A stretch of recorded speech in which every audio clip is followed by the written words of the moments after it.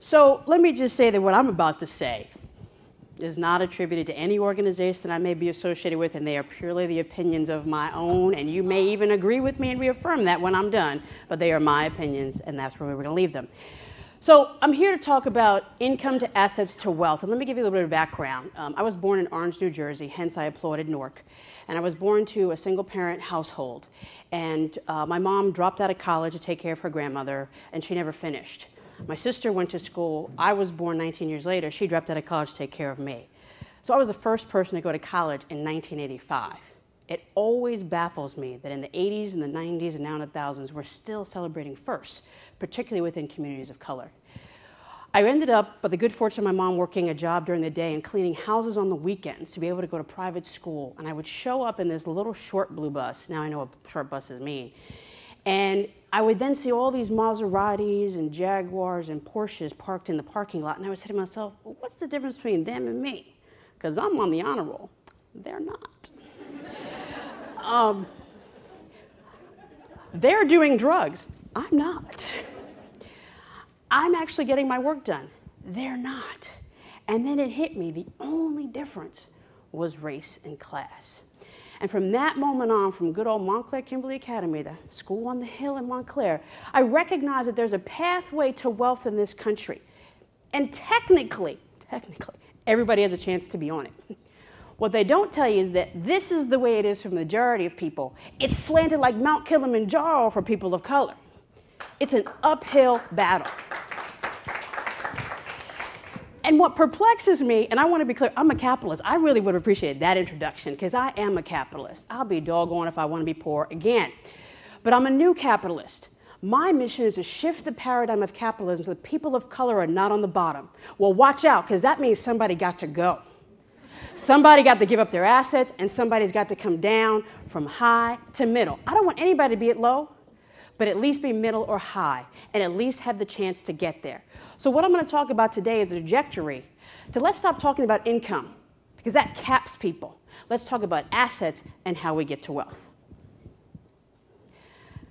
For me, how many people in here always want to fight against the glass ceiling, right? Everybody's opposed to the glass ceiling. It's horrible. I was there. I worked at Sallie Mae. I know all about it. But what we don't really recognize is that many progressives are supporting a ceiling on asset development because they tend to focus their programs and their policies on helping people get a job and get an income. Well, that's not the same as getting a career, sustaining and getting assets and getting to wealth. There's a big difference. Let's recognize there's a difference. So I want us to begin to really shift to talk about asset development so that everybody has the opportunity to be wealthy, because there's really nothing wrong with money.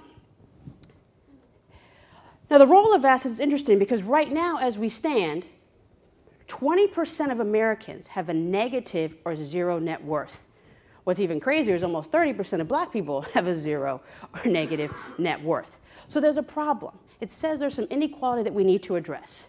Now, the important thing about assets is that obviously they make sure we have our lights on, we make sure we have a home, we can get back and forth to work. But it also, as we've heard earlier today, health panel, it's linked to just one's own personal well-being, economic stability, mental stability. So it's extremely important. But obviously, everybody doesn't have access to these assets. And there's a huge, huge wealth gap, and we already know it. We know that, for example, obviously 1% isn't almost 40%. These statistics are a little outdated.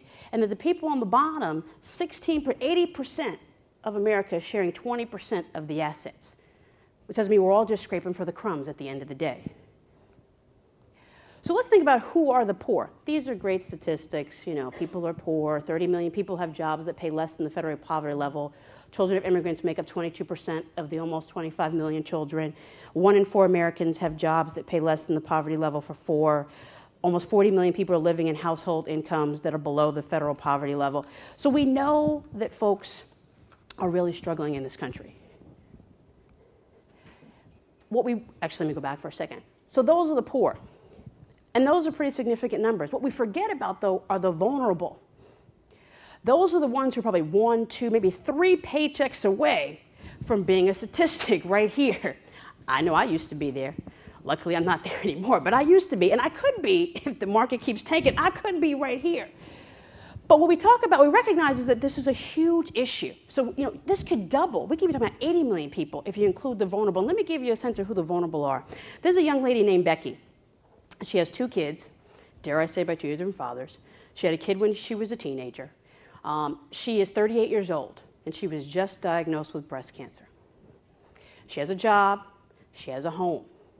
She's 38 years old. Because she is adopted, she has no idea about her health history. So she is being forced to go on long-term disability that only pays 60% of her salary.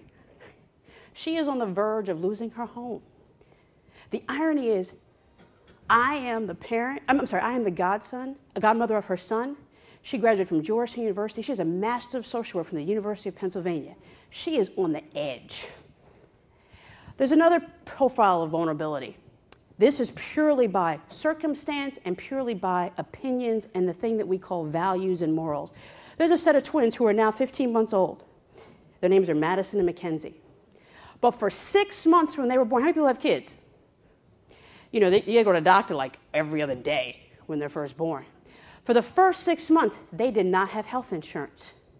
Why did they not have health insurance? Because Blue Cross Blue Shield refused to cover them because they were a lifestyle choice. They were given birth by a lesbian couple.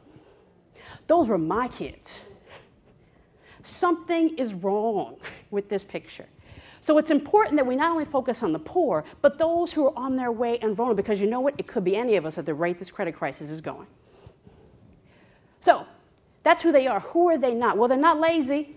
They're working. They're paying taxes. They're not insured. But you know what? They're saving our butts. Because if you look here, during the 1990s, there was $100 billion of wages that were placed in an account because they came from undocumented workers. That's what's saving our Social Security system right now. So don't get it twisted. These are not people who aren't interested in working. They are not people who aren't interested in being part of the American dream, but they are structurally excluded. So what are the causes? This is a high-level oversimplification because we could go at this for a long time. And if you catch me with some tequila, we could have a hell of a conversation. So let's just talk about a few of the things. Value of subsidies. So Drummond mentioned I'm a content expert for the Kellogg Foundation around a couple of portfolios. And we had this conversation when we were talking about public benefits. And what people failed to mention is everybody in this room is subsidized. It's called tax breaks and tax incentives for the wealthy. And then it's called public benefits for the poor.